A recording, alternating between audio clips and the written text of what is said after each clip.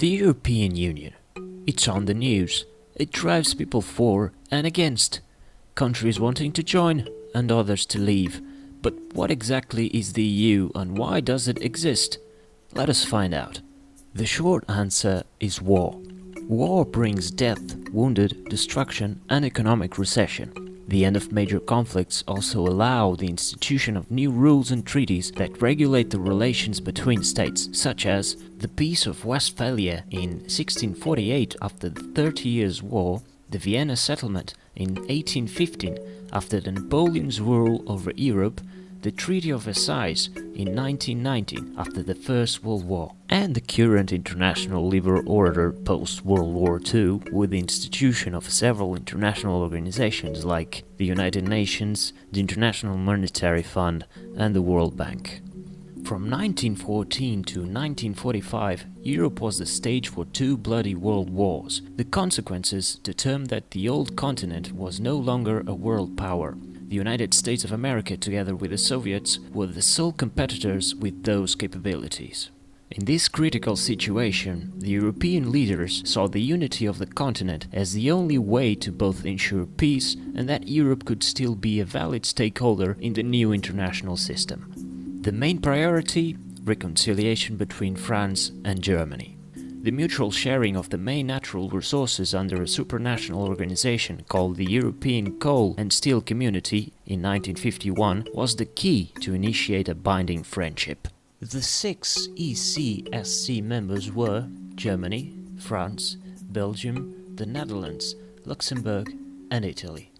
According to the French politician Robert Schuman, the integration process should be gradual and continuous, meaning that the institution of the ECSC was only but the first step towards an European federation based on peace, solidarity and social-economic prosperity. But having a supranational entity that would determine policies at a national level is something usually perceived as an interference in the internal affairs of a state.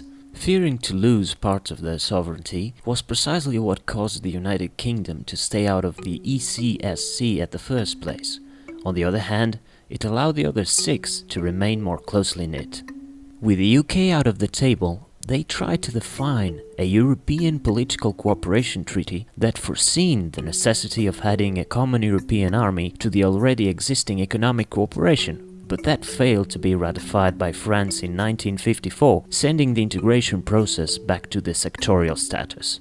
In 1955, the 6 started a new round of negotiations focusing on the economic sector in order to define an European common market, a customs union with the objective to remove trade barriers between member states while also defining a common external tariff.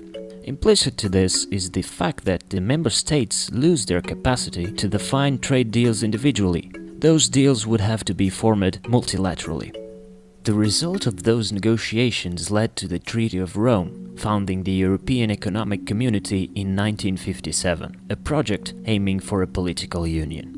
Parallel to this, the UK formed in 1960 an alternative integration process, the European Free Trade Association, composed by the Outer Seven: Austria, Denmark, Norway, Portugal, Sweden, Switzerland and the UK.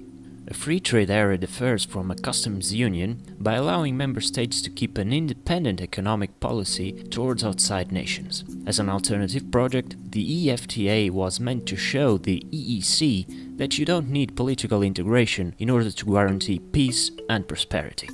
Despite that, the EFTA wasn't capable of competing with the EEC, and after 2 requests in 1963 and 67 rejected by France, the UK joined the EEC along with Denmark and Ireland. Progressively, the remaining Outer 7 would knock on the EEC's door. On the next episode, the expansion of the EU.